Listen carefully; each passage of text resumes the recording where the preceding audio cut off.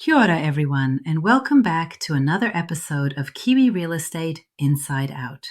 This is Denise Kono, and as always, I'm joined by my favorite tag-along, Dr. Lee Kono. Lee, you ready to surf the latest waves in the New Zealand property market? Always, Denise, though I can't promise I won't get my feet wet with some tangents. So, where are we starting? Right, the recent shifts. It's wild. Take Auckland and Wellington. Just in the past 6 months, we've seen serious urban migration. People are still flocking to those cities, despite what you might expect, though there's a bit of a twist with prices steadying and buyers getting picky. Spot on. And it kind of reminds me of what we talked about last year. All those stressors compounding, especially with supply and demand pinging off each other. Like even with building consents slowing, there's still pressure, just not the same fever pitch we saw post pandemic. Wellington's inner suburbs, though, still have that pull for younger professionals, and Auckland's sprawl seems to know no bounds, but inventory's thin in both places. And then there's the impact of governmental reforms. For instance, healthy homes standards. Landlords have to keep their rentals up to snuff now, which is what? Insulation, heating, ventilation required? That's made waves. Agents I've spoken to feel it's shifted their conversations, whether representing landlords or tenants. There's more paperwork, sure, but it's also a nudge to agents to level up their compliance game. And it gives buyers and renters more confidence, right? I mean, not that compliance is always simple, we'll get into that later, but it does nudge the entire market toward better standards. Agents have to adapt, which honestly is par for the course in this business. It's all changing so quickly, and speaking of adapting, the digital transformation for agents is maybe the starkest change. Every open home used to mean a printed brochure. Now it's all Trade Me Property and realestate.co.nz. It's click first, view later.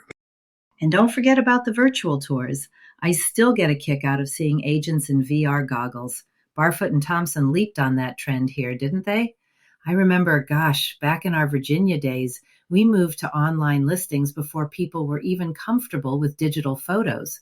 Clients thought we'd lost the plot. But the upside, well, suddenly buyers could shop for homes in their pajamas. Completely changed the funnel. It's almost nostalgic, Denise. Now in New Zealand, things like remote auctions and live streamed open homes are standard, whereas that would have sounded like sci-fi a decade ago. There's a learning curve, though. Some agents I know still struggle with the tech. There's always that tension between innovation and that's not how we've always done it. But the market doesn't wait. I always tell new agents, you snooze, you lose, especially online. And for buyers, especially the younger ones, if a listing isn't digital and interactive, it's almost invisible. The lesson I learned from all those stumbles in the US is you have to lead your clients through the chaos, not just react to it. Yeah, and if we needed another layer of complexity, here comes the Reserve Bank with rate increases. Mortgages are harder to get, approvals are fussier, and a lot of buyers, especially first timers, seem skittish.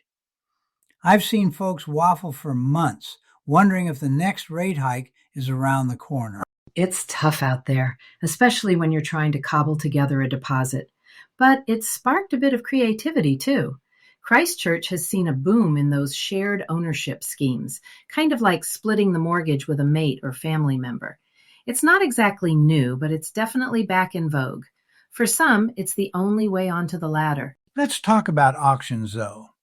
Are they still the best play with budgets stretched thin? When we bought our first Kiwi home, wow, what a ride. There's a frenzied energy, but with buyers having less to play with, some auctions stall or get passed in. I did love the buzz, though. Reminded me of bidding for a rare book, except, with life savings on the line. I remember that day. But yeah, auctions can work in this market, though it does depend on the seller's expectations. Sometimes private negotiation makes more sense when interest rates are pinching everyone's budgets. Either way, agents have to manage those expectations on both sides. It's never just about the hammer falling anymore. Spot on. More than ever, compliance and professional development are non negotiable. The Real Estate Authority's CPD requirements have gone up again this year, haven't they? I feel like they keep us on our toes. Core modules, electives, keeping pace with digital risks. It's not just ticking boxes, it really shapes what's expected of agents now. Absolutely. And, we just had an REA investigation shake things up. One of the big agencies had to rewrite some of their processes after getting caught out with missing disclosures. It's a wake up call. One slip and your whole brand gets tagged. I helped a newer agent through a similar situation last month. Tricky spot, accidental non-disclosure, but we talked through the ethics, double-checked the paperwork, and it sorted itself. But talk about nerves. It comes down to, are you safeguarding your client, your license, and your own reputation? That's it. And actually, building on what we talked about in episode 7, with CPD isn't just a box ticking exercise. These real case studies, these investigations, they push agents to do better. Everyone can have a bad day, but the challenge is making sure those slip ups don't become habits. Professionalism in tough spots, that's the real test. Lee, one thing that still fascinates me is how much global trends seep into the Kiwi market, sometimes in ways we barely notice. Like the 2018 foreign buyer ban, it really did change dynamics, especially in Auckland and Queenstown. Less outside cash, a bit less speculation, though it didn't stop the market from being creative with local buyers. True. And the disclosure rules here are, well, honestly, a breath of fresh air compared to some places I've worked. I mean, before moving here, I was floored by how upfront Kiwi agents are about, say, property history. In some U.S. states, you practically need a subpoena to get the same info. Still, I do sometimes get caught by surprise at how casual things can be here.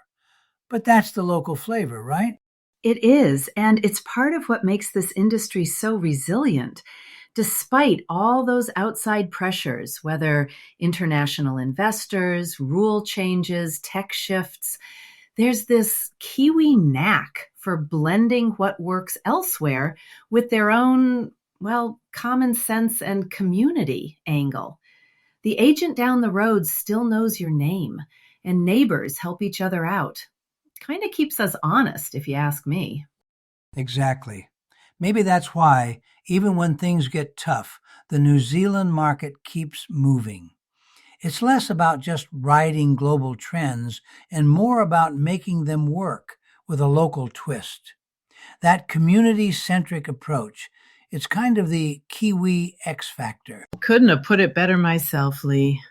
Well, that's us for today's deep dive on navigating new waves in Kiwi real estate. If you've got questions or want us to cover specific topics, flick us a message. We'll be back next episode, riding whatever wave comes next. Thanks for joining us, Denise, and everyone tuning in. Catch you next time, and don't forget, keep learning, keep adapting, and enjoy the ride. Ka kite.